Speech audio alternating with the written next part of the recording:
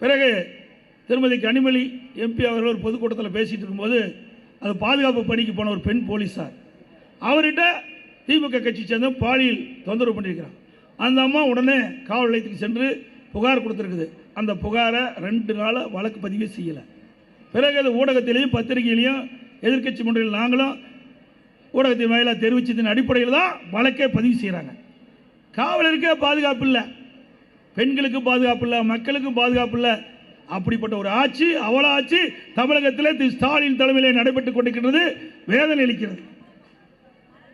அதோட 2021 சட்டமன்ற பொதுத் தேர்தலின் போது பல்வேறு அறிவிப்புகளை வெளியிட்டார்.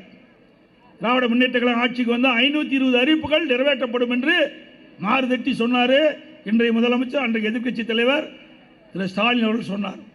520 அறிவிப்புகளை ஒரு 10% அறிவிப்புகள் தான் நிறைவேற்றியிருக்கிறார். எஞ்சி இது அத்தனையும் பொய். அவர் வாய் திறந்தா பொய் தான், மூட்டை மூட்டையாக பொய் அவுத்து விட்டுட்டே இருக்கார். பொய் பேசுவதற்கு நோபல் பரிசு கொடுக்கணும்னா திரு ஸ்டாலினுக்கு கொடுத்தா பொருத்தமாக இருக்கும். என்ன செஞ்சிருக்கிற இங்கே ஒரு சிம்பிளாக ஒரு 5-6 இன்றைக்கு ரேஷன் கடையில் 1 கிலோ சர்க்கரைக்கு பதிலாக 2 கிலோ கொடுக்குறாங்க. கொடுத்தாங்களாமா? இல்லை. மாதந்தோறும் கேஸ் சிலிண்டர் 100 ரூபா மானியம் கொடுக்குறாங்க. கொடுத்தாங்களா? நம்முடைய மாணவர்கள் இன்றைக்கு கல்வி கட்டணம் வங்கியில் பெற்றாங்க, கடன் ரத்துனாங்க, கல்வி கடன் ரத்து பண்ணியிருக்காங்களா? இப்படி முக்கியமான சில திட்டங்கள் கூட ரத்து பண்ணல.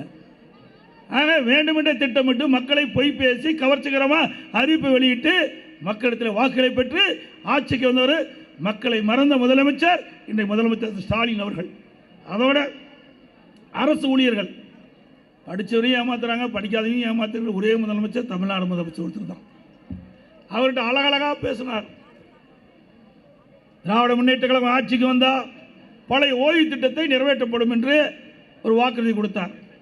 அவர்களும் எதிர்பார்த்தாங்க. 1 வருஷம் பார்த்தாங்க, 2 வருஷம் பார்த்தாங்க, முடியல. உடனே போராட்டத்தை ஆரம்பித்தாங்க. அதற்கு விடிவு காலம் பிறக்கலை. ஜாக்டோஜி அமைப்பு போராட்டம் நடத்தினாங்க, ஒன்றும் நடக்கலை. ஆக பொய் பேசி அந்த அரசு ஊழியர்களுடைய குடும்பத்தை ஓட்டு, அவர்கள் ஓட்டு, குடும்பத்தை சேர்ந்த வாக்குகளை பெற்று ஆட்சிக்கு வந்தவர் தான் திரு ஸ்டாலின். கடந்த 2021 சட்டமன்ற பொதுத் தேர்தல் போது நமக்கும் அவர்களுக்கு வெறும் 3% வாக்கு வித்தியாசம் தான். அந்த 3% வாக்கு வித்தியாசம் இந்த 520 அறிவிப்புகளை வெளியிட்டு அதன் மூலமாக திரு ஸ்டாலின் ஆட்சிக்கு வந்திருக்கிறார். அத்தனையும் பொய் அறிவிப்புகள், வெற்று அறிவிப்புகள். ஆட்சிக்கு வந்த பிறகு அரசு ஊழியர்கள் இன்றைக்கு போராடி கொண்டிருக்கிறாங்க. நீங்கள் தான் 2021 சட்டமன்ற பொதுத் தேர்தல் போது திராவிட முன்னேற்ற கழகம் ஆட்சிக்கு வந்தவுடன் அரசு ஊழியர்களுக்கு பழைய ஓய்வு திட்டம் நிறைவேற்றப்படும் என்ற வாக்குறுதி கொடுத்தீர்கள், இதுவரைக்கும் நிறைவேற்றலை அப்படின்னு பல முறை பேச்சுவார்த்தை நடத்தினாங்க.